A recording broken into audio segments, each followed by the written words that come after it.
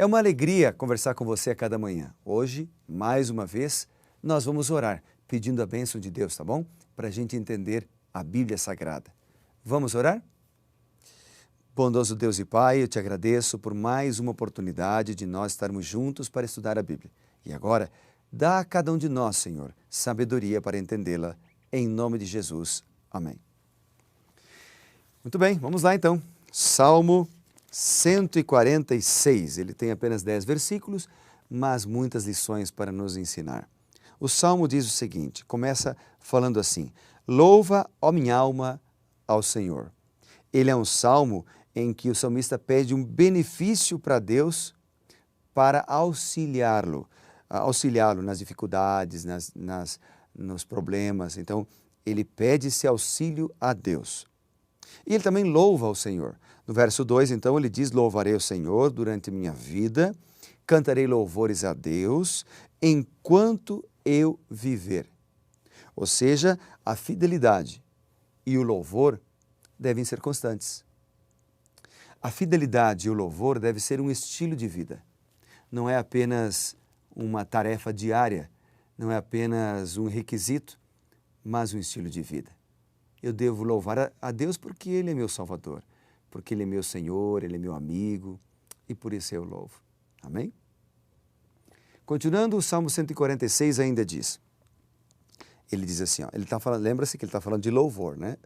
Eu louvarei o Senhor durante toda a minha vida, cantarei louvores, e aí veja, cantarei louvores enquanto eu viver. Por que isso é importante?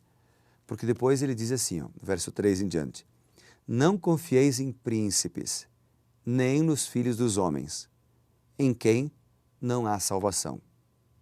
Veja os contrastes que ele vai fazendo. Primeiro ele diz que nós devemos confiar e louvar a Deus, confiar em Deus e louvar a Deus, ok? Porque nos seres humanos nós poderemos encontrar decepção.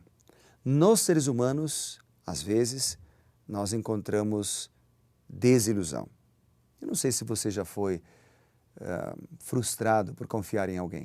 Eu não sei se você já foi traído por alguém. Se você já passou por essa experiência, você sabe o quão doloroso é, quão triste. E talvez no seu coração hoje haja um sentimento de amargura, de rancor e até de ódio por alguém. Lembre-se, louve o nome do Senhor, adore a Deus, peça dele o perdão, a misericórdia e capacidade de perdoar. Mas o Salmo ele faz um outro contraste, muito interessante. Então ele diz, eu louvarei o Senhor, eu cantarei ao Senhor, enquanto eu viver, durante toda a minha vida. Por quê? Porque depois que a pessoa morre, não há mais oportunidade de louvar a Deus. Então o versículo 4, ele fala disso, ele diz assim, sai-lhes o espírito e eles tornam ao pó. Nesse mesmo dia, perecem todos os seus desígnios. Veja o que ele diz aqui. Ele diz que quando a pessoa morre, ela não louva mais o Senhor, porque nesse dia os seus pensamentos cessam.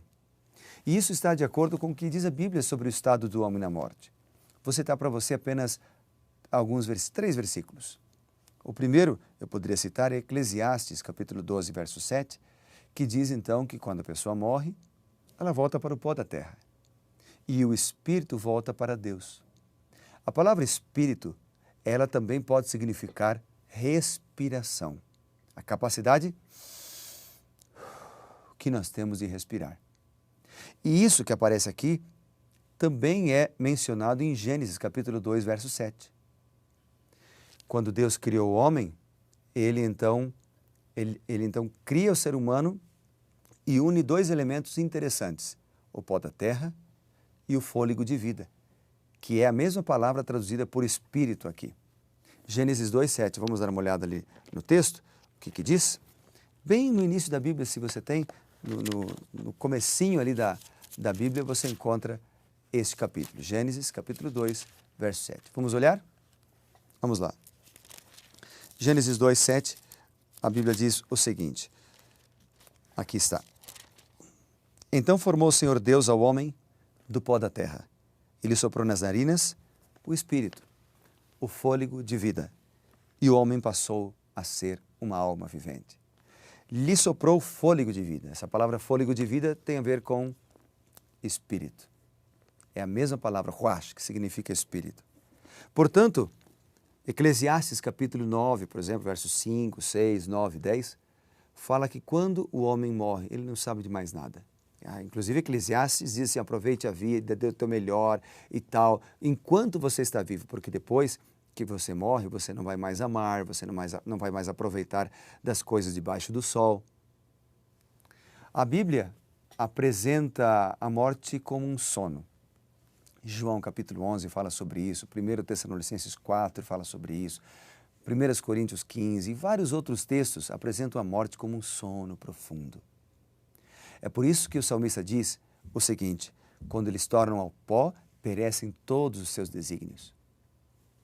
Mas ele dá uma esperança para nós. Veja, o capítulo 146 e os versículos 4, 5 e 6 estão em conexão. O verso 4 diz, quando o homem volta ao pó, acaba tudo, perece todos os seus desígnios, termina tudo. Mas o versículo 5 apresenta a esperança. Isso não é para sempre.